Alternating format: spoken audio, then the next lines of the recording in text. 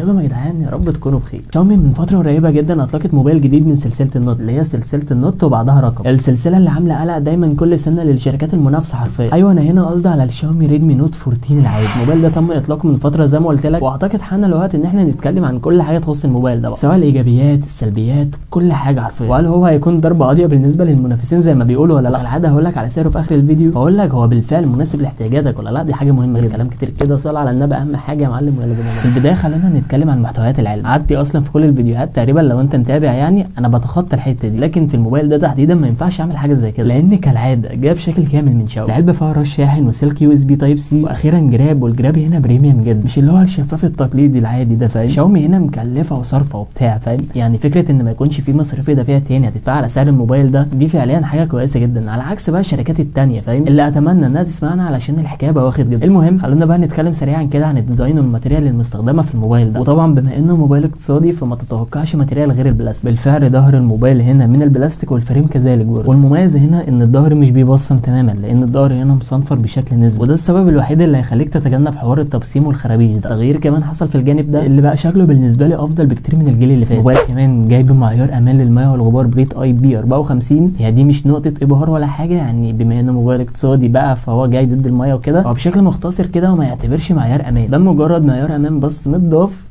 لاجل ان لو في شويه مطر مثلا، لكن مش مناسب يا معلم انك تروح تحطه في ميه مثلا وتقول الموبايل مش هيموت، لا طبعا. المميز هنا ان الشاشه لو جت عليها قطرات من الماء وحبيت تستخدمها تستجاب معاك عادي. وبما اني اتكلمت عن الشاشه هنا فخلينا اكلمك بشكل تفصيلي عن الشاشه اكتر. الشاشه هنا 6.67 انش اموليد بكواليتي فول اتش دي بلس، وبتيجي بمعدل تحديث 120 هرتز. اخيرا الشاشه هنا بتدعم 1800 نت. في البدايه خلينا اقول لك ان مفيش اي ابجريد حصل مقارنه بالجيل اللي فات من حيث الشاشه هنا، وانا الحقيقه ما كنتش مستنظر ابجريد يحصل في الجانب ده، لان اوريدي شاشه الجيل اللي فات كانت مكتسحه اي موبايل في الفئه السعريه دي، بغض النظر عن موبايلات سامسونج. شاشات سامسونج فعليا في كل الفئات السعريه سواء موبايل اقتصادي او موبايل متوسط او موبايل رائد، فهي فعليا مكتسحه في الحته، لان ده تخصص من تخصصاتها، فاهم، فتلاقيها ناجحه جدا في الحته. المهم الشاشه هنا ممتازه الحقيقه من حيث الكواليتي اللي بتقدمها كالوان وسطوع وحجم وكديزاين كمان. ستيل نفس الشاشه موجوده في الجيل الجديد هنا، والصراحه ما عنديش اي كومنت عليها تمام. ممكن بس تلاحظ ان بيزلز او حواف الشاشه بقت اكبر في الفورتين. في تلك الحالتين البيزلز مقبوله وما عنديش كومنت سلبي الحقيقه تجاه الجانب ده او اي جانب في اطار الشاشه. الابجريد الملحوظ في جانب الشاشه هنا هي طبقه الحمايه المستخدمه، لانها بقت كورنينج جوريلا جلاس الجيل الخامس. اغلب الموبايلات اللي في سعره مش بتدعم الحمايه دي، مش هتلاقي اي شركه بتقدم ده في اي موبايل موجود في الفئه السعريه دي. حتى الموبايلات دي كمان مش بتدعم حمايه اقل في الليفل شويه، مفيش اعلان رسمي على شاشات الموبايلات تمام. اللي هيكمل تجربتك لمشاهده المحتوى هنا هي تجربه السماعات. تجربه السماعات اللي نتيجتها مميزه جدا من حيث الصوت، لان الصوت هنا عالي وواضح جدا. مدخل السماعات ال 3.5 مللي لسماعات الاذن اللي ستيل موجود، حاجه كويسه جدا ان شاومي مش شالتهوش. واخيرا في مايك اضافي لعزل الضوضاء. بالنسبه للمعالج فالريدمي نوت 13 الجيل القديم من الموبايل ده كان جايبه معالج الى حد ما ضعيف، كان جايب السناب دراجون 685. هو بالنسبه لفئته السعريه وبالنسبه لموبايلات تانية كتير فهو الاقل في وسطهم اكيد. دي كانت النقطه السلبيه الوحيده اللي ممكن اتجنب الجيل اللي فات من الموبايل ده بسبب، لان ببساطه كان في شركات كتير وبسعر اقل من الموبايل ده حرفيا كانت بتقدم فيهم الهيليو جي 99 عادي. بالفعل في الجيل الجديد من سلسله النوت هنا النوت 14 شاومي استخدمت الهيليو جي 99 الترا. في العادي الحقيقه مش هتحس فروقات كبيره من حيث الموبايلين في التجربه الفعليه، او التجربه الفعليه بشكل عام مش هتحس بفرق يوضح لك فعليا ان المعالج ده اقوى. في الاستخدام العادي هتلاقي ده اسرع او العكس، ولكن لو ضغطت على البروسيسور او المعالج بابلكيشن قوي على الموبايلين وبدات تعمل تيست عادي بحيث ان انت تختبر التجربه الفعليه من حيث الموبايلين هنا، هتلاقي الفروقات بقت واضحه وبشكل كبير جدا زي ما انت شايف قدامك كده. وده مش معناه تماما ان انا كنت مستنظر معالج اقوى في الجيل الجديد هنا، كنت مستنظر طبعا معالج اقوى من كده، ولكن ستيل المعالج ده اختيار مميز في الفئه السعريه. انا حسيت ان انا ظلمت الموبايل شويه، فخليني اقول لك ان مفيش معالج اقوى من كده موجود في اي موبايل في الفئه السعريه، هو ده المعالج المنتشر في الفئه السعريه دي عموما، وهو اقوى معالج تقريبا. المهم خلينا نتكلم عن نقطه البطاريه بقى. بالنسبه للبطاريه فالبطاريه هنا بقت عملاقه حرفيا 5500 ملي امبير. اكيد هتحس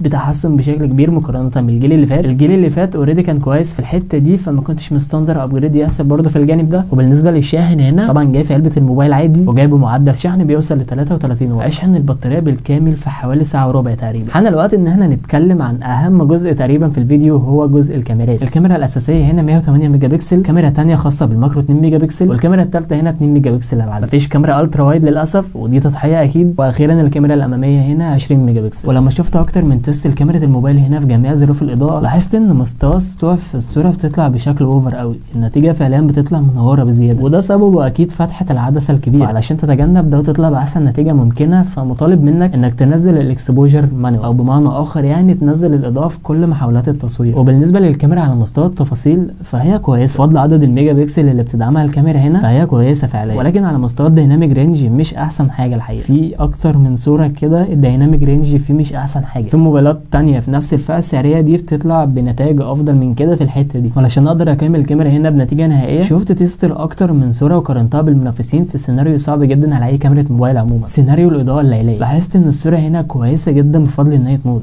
النايت مود هنا فعليا كويس جدا. في النهايه هو مش احسن سيستم كاميرات عموما، في موبايلات في الفئه السعريه دي بتقدم سيستم كاميرات افضل من كده. مش معنى كلامي طبعا ان كاميرا النوت 14 هنا لو هقيمها مثلا هديها 0، لا هي كويسه وكل حاجه، ولكن مش افضل سيستم كاميرات موجود. وده كان كلامي طبعا على الكاميرا الرئيسيه. بالنسبه لكاميرا السيلفي، بالنسبه للسيلفي فهو من وجهه نظري هو افضل سيلفي انا شفته تقريبا لحد دلوقتي في الفئه السعريه دي، ده بجد بدون مبالغه. النتيجه فعلا مبهره مقارنه بالمنافسين، معالجه الصوره فعليا طالعه بنتيجه ممتازه، حقيقي احسن نتيجه سيلفي في الفئه السعريه دي. كاميرا السيلفي هنا فعليا ابهرتني. اخيرا هتقدر تصور فيديو بكواليتي 1080 على 30 فريم في الثانيه، ما عندكش اوبشن اعلى من كده، ده المتعارف عليه الحقيقه، يعني ما تتوقعش موبايل يديك اوبشنز اعلى من كده. بالنسبه للبروكسيمتي سنسور او سنسور التقارب هنا فهو سوفت وير مش هارد وير، وده بكل تاكيد مش هيكون افضل حاجه مقارنه بالسنسور الحقيقي، ولكن كتجربه فعليه وده اللي يفرق معانا طبعا فهو كويس ومش هتواجه معاه اي مشكله تماما. شاومي قدرت تظبط الموضوع ده جدا بما ان الموضوع ده بيعتمد على السوفت وير هنا، وللاسف الموبايل هنا مش بيدعم ال NFC، وده هتشوفه بس في الاصدار المصري تقريبا، النسخه المصريه مش موجود فيها ال NFC هنا، واكيد دي تضحيه كبيره. تقريبا احنا اتكلمنا عن كل حاجه تخص الريدمي نوت 14. بالنسبه للسعر في مصر النسخه ال 128 جيجا مع ال 6 جيجا رام بسعر حوالي 9000 جنيه، والنسخه ال 128 جيجا مع 8 جيجا رام بسعر حوالي 9500 جنيه، والنسخه ال 256 جيجا مع 8 جيجا رام بسعر حوالي 10000 جنيه. ضمان محلي مش ضمان دولي، وده معناه ان الموبايل خالي من فكره الضرايب تماما. انا شايف ان الموبايل فعليا كويس، بيقدم قيمه كويسه جدا مقابل سعره. اكيد مش متكامل، ومش هتلاقي موبايل في اي فئه سعريه متكامل، دي حقيقه. اتاكد انك مش هتلاقي كل حاجه في اي موبايل، في مميزات وفي عيوب ممكن تقفلك من الموبايل تماما. موبايل بيمتلك اوبشن معين او مدعوم بحاجه بتميزه عن موبايل تاني، فعموما مش هتلاقي موبايل متكامل. علشان كده دايما بقول لك في اخر كل فيديو انت صاحب القرار، قرار الشراء ده انا دايما بسيبه لك، علشان ببساطه الموبايل المناسب ليا غير الموبايل المناسب ليك، احتياجاتي غير احتياجاتك. وبس كده يا معلم، لو لسه ما عملتش لايك سبسكرايب كومنت حلو، يعني اتمنى انك تنزل تعمل كل الكلام ده دلوقتي، حاجات بسيطه جدا ولكن بتساعد على انتشار الفيديو. بس كده يا معلم، اشوفك الحلقه الجايه، سلام.